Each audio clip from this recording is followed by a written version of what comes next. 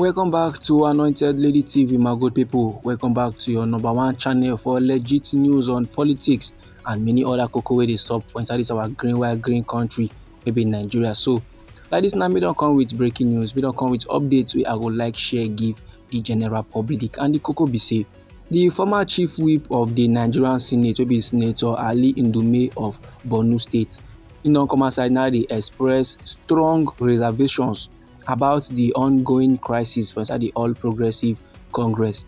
And now they criticize how the party wey be APC dey treat dissenting voices. Senator Ali Ndume now as dey talk to Tori people for the first ECOWAS extraordinary section of 2025 wey happen for inside Lagos State. He con dey accuse the leadership of the All Progressive Congress say that they unfairly dey label certain members, including the former Kaduna State Governor wey be Nasir El-Rufai and former Minister wey be Rotimi Amaechi as rebels.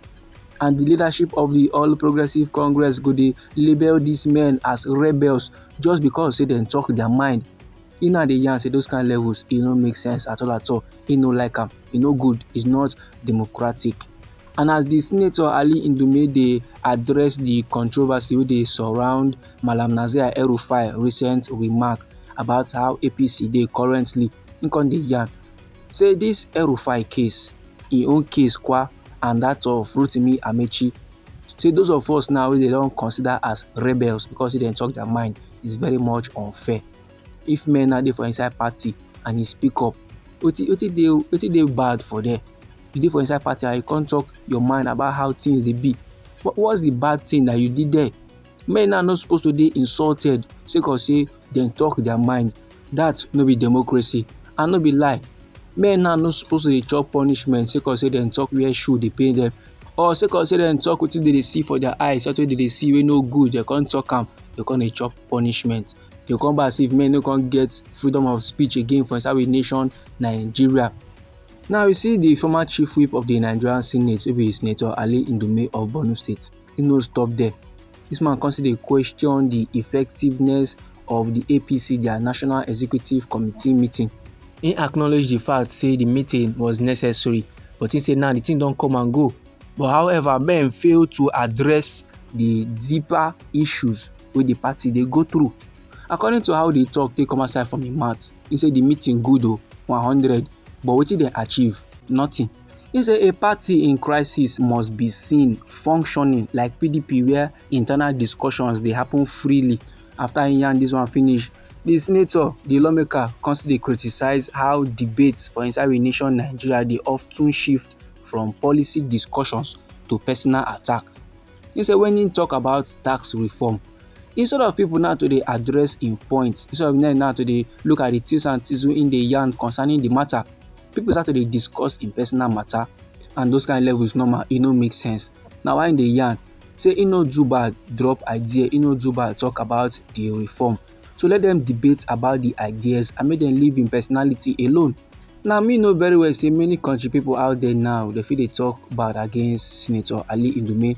I no be lie, I be don give us report some time ago where this man have been kicked against the tax reform bills where our President Bola Ahmed Tinubu carry come. And he still they talk about some kind policies, some kind things where our president they do where he no like. And he still get one time self when he come outside the talk say like this the presidency don't shield our President Bola Ahmed Tinubu from the outside world. Our president no true know the level of hardship where they sub for we nation. But for the presidency now, they go yarn they give and say all is well, where nothing is well at all. Because of these statements where Senator Ali Ndume make in chop better punishment. Now why the Konkuma remove him as chief whip of the Nigerian Senate. Now men gonna yarn say this men now they go against our President Bola Ahmed Tinubu upon say them they under the same party. Now reacting to the accusations saying they oppose our president administration, reacting to the critics who don't dey board, Senator Ali Ndume don come outside and reject the claims. He don come outside and dismiss all the accused. He say lie. As a matter of fact, he dey remain a key stakeholder in the All Progressive Congress. And this thing they call Tinubu government, no be Tinubu government. It's our government for the people. and him na senator, him na high ranking stakeholder for inside the party. So when things no dey go well, him get right to talk. Dat one no mean say him dey against the administration, but na media reporters wey most times dey misinterpret everything wey him dey talk. E go come back see if him get bad for him mind. Him say like dis now there is high level of naivety in dis our green white green country. Anytime wey him drop talk now, instead of men to analyse his views, instead of men now to analyse where him dey come from, make dem torchlight the matter from a different angle, they go just focus on him personally. And if him talk about tax reform now, instead of men now to counter wetin him talk with fact, like the ideas wey him bring, instead of dem to tell am say omo dis your idea e no make sense at all at all, see why e no make sense and see why we dey do like dis. No, dem no go do like dat. They go just proceed further, dey go conclude say Ali Ndume don dey attack our presido. And normally those kind levels e no make sense at all at all. The feeling of say you wan express yourself but men now dey misinterpret wetin you talk for a more negative things dem, is not nice. E go come make you now want to kuku dey keep your mouth shut. Ali Ndume don come outside now dey express im frustration over how party politics now don become toxic, and im dey sama warning say intolerance of diverse opinions go last harm the democracy of dis our green white green country o. He say even for im own house currently, im dey argue with im children, and that's democracy. But for inside we nation Nigeria, if you hold an opinion, e don become an enemy, and that is very much dangerous. As a country person now, you no fit talk something, you no fit bring up suggestions without provoking person, and normally those kind levels e no make sense at all at all.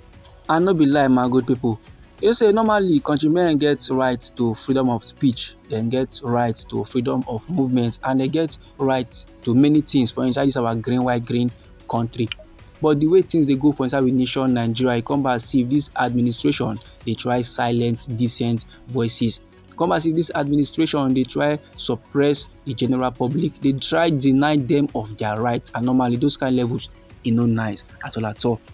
And dis comments now, all dis levels wey Senator Ali Ndume dey yarn so, e dey reflect the growing ten sions within the All Progressive Congress, with critics now don dey sama warning say internally divisions fit weaken the party ahead of future elections o.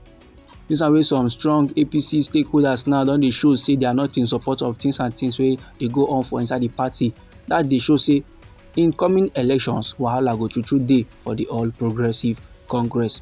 So dis my good people na the informative I wan share give the general public. Anyhow the thing be you for body, feel free make you drop am inside our comment section. You know say na we be Anointed Lady TV, and our hobby na to dey give una legit news on politics and many other koko wey dey sup for inside dis our green white green country wey be Nigeria.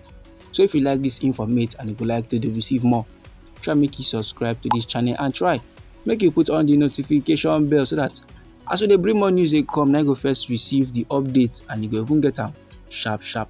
Meanwhile, me dey come your screen with more news for you my good people. Try make you no go anywhere.